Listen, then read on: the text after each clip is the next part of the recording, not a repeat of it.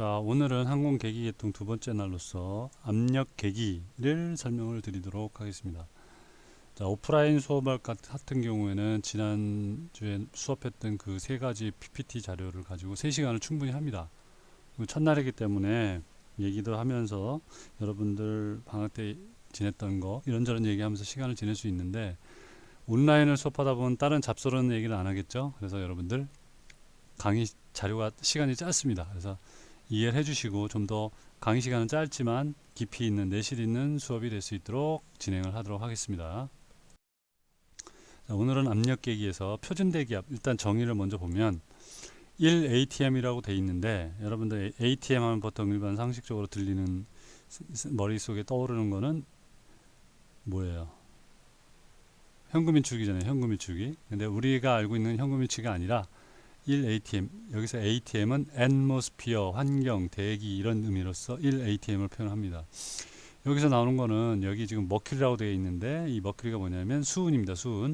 수은을 이런 비커 같은 이런 통에다 담가 놓고 쭉 이렇게 관을 좀 씌워놨어요.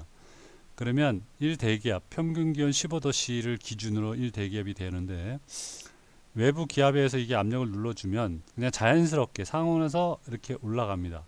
이 높이가 얼마냐? 수은이 이만큼 A에서 B까지 높이가 올라갔다 해서 1ATM인데, 이게 몇 미리가 올라가냐면 미리로 계산하면 760mm Hg가 올라갑니다. 그래서 1대기압 ATM은 760mm Hg, 수은이 760mm 올라갔다 해서 760mm Hg고, 요거를 인치로 환산을 할 경우에는 29.92 인치 Hg가 되고, 뒤에 또 하나 다른 단위가 또 나옵니다. 뭐냐? PSI, 압력의 또 다른 단위로서 PSI, 파운드 퍼 스퀘어 인치죠. 여러분들 이거 기억나죠?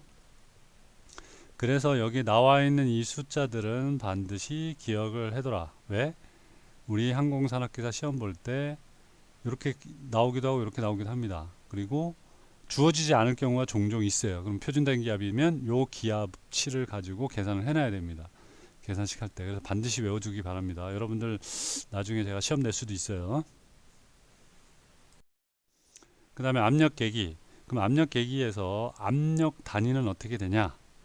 여기 압력은 P로, 프레셔의 P로 활용을 하고, 그래서 정의는 단위 면적당에 작용하는 힘이다 해서 force 해서 압력 P는 단위 면적 보통 A로 표현하는데 A분의 힘이다 라고 표현합니다.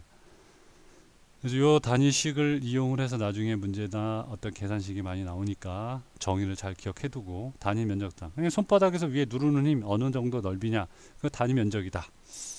그 다음에 밀폐된 공간에서 유체의 압력은 단면의 방향에 관계없이 값은 같은 값이 되고, 어떻게 작용한다? 수직으로 작용한다.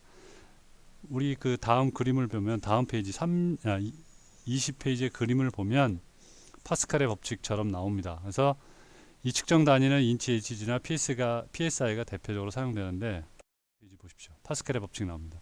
앞에서 얘기한 것처럼 뭐냐?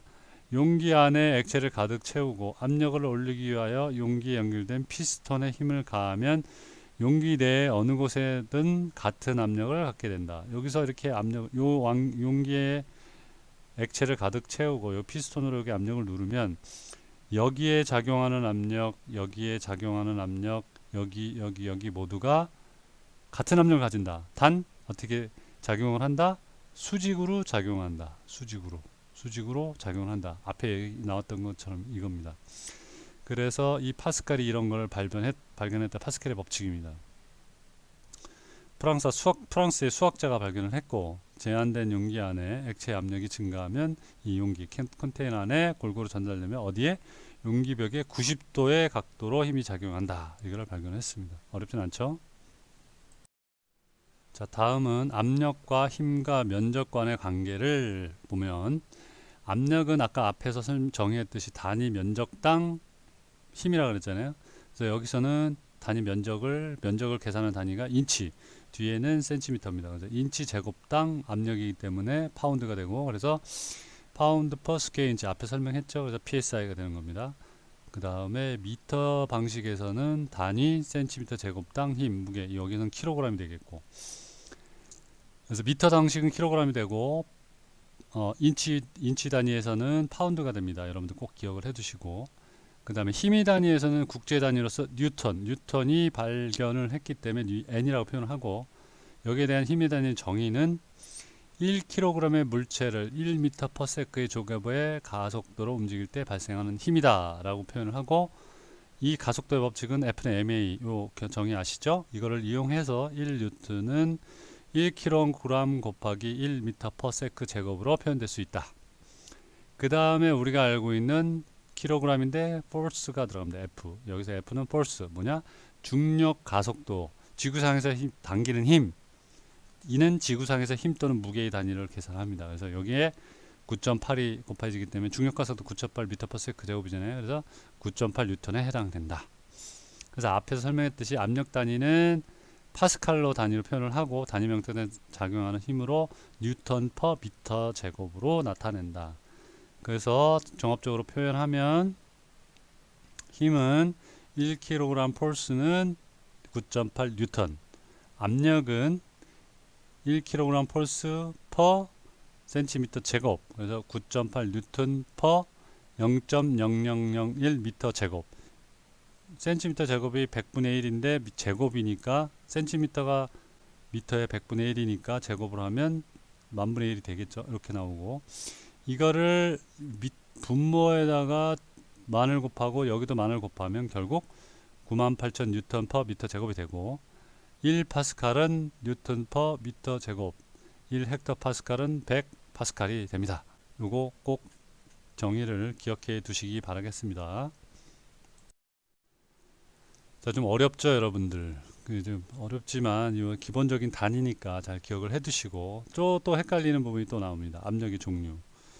절대 압력, 게이지 압력. 그래서 절대 압력은 절대 진공을 기준으로 측정하는 압력이 절대 압력이고, 게이지 압력은 말 그대로 대기압을 기준으로 해서 측정한, 게이지에서 측정한 압력을 게이지 압력이라고 합니다. 그래서 절대 압력은 게이지압, 대기압 플러스 게이지 압력이 되는데, 이게 플러스가 될 수도 있고 마이너스가 될 수도 있습니다. 그래프를 보면 관계가 이렇게 나옵니다. 정압에서의 절대 압력은 이렇게 나와 있는데, 자, 표준 대기압이 요 기준으로 해서 14.7입니다. 우리 예전에 기상캐스터들이 뭐 고기압, 대기압, 고기압, 저기압 이렇게 표현할 때 아까 14.7이지만 1013mV가 표준 대기압이란 말이에요. 그거보다 숫자가 높다 그러면 고기압, 적으면 저기압. 그래서 정압의 게이지 압력, 부압의 게이지 압력이 됩니다. 대기압은 이만큼 되고, 여기서 더 올라가면 정압 게이지 압력에서 표준 대기압에 정압 게이지 압력을 더해주면 절대 압력이 나오는 거고, 이거보다 저기압이 된다 그러면 낮아가는 거고, 이게 부압의 절대 압력이 됩니다. 이 그래프 관계식을 나중에 이해해 주시기 꼭 바라겠습니다. 자, 그 다음에 압력을 감지하는 방법은 여러 가지 방법이 있는데, 뭐 뒤에 가면 아네로이드가 있고 다이어프람이 있고 벨로우즈가 있고 막 한데, 여러분들 상식적으로 생각해 보면 돼요. 이거 좀 어렵지만 잘 설명 듣기 바랍니다. 여기서 아네로이드라는 것은 여기 보시면 이 원판 같은 건데, 원판이 한 3개가 붙어 있죠. 근데 내 외부가 완전히 밀폐되어 있어요. 그래서 이 안에는 진공이다, 진공 공함이다 라고 생각하면 돼요. 그래서 만약에 여기서 기계적으로 진공 공함이 이 안에 1기압이 되고 밖에도 1기압이 되면 어떻게 됩니까? 자, 1기압이 된 상태, 1기압이니까 안 움직이겠죠. 여기에 중심으로 이 바늘이 연결돼 있고, 이 바늘이 연결되면서 압력의 변화에 따라서 얘가 접혔다 폈다 하면 이 변이를 여기에 게이지에 표시를 해주는 겁니다. 그러면 예를 들어서 현재 여기 1기압이면 변화가 없는데 올라간다, 고도를 좀 높인다 그러면 밖의 기압이 어떻게 될까요? 낮아질까요? 높아질까요? 여기 내부의 기압은 1이지만 밖의 기압은 낮아집니다. 그죠? 낮아지기 때문에 어떻게 된다? 팽창한다. 그럼 얘는 압력이 높은 데서 낮은 데로 가기 때문에 얘가 팽창을 하겠죠. 그럼 팽창을 부풀어 오르니까 어떻게 되겠어요? 올라오죠? 그럼 여기 중심축으로 해서 이렇게 해서 얘가 내려오겠죠. 상대적으로 얘는 올라가고 얘는 내려오고, 그러면 이 니들에서 아래쪽으로 내려오기 때문에 압력은 낮아진다.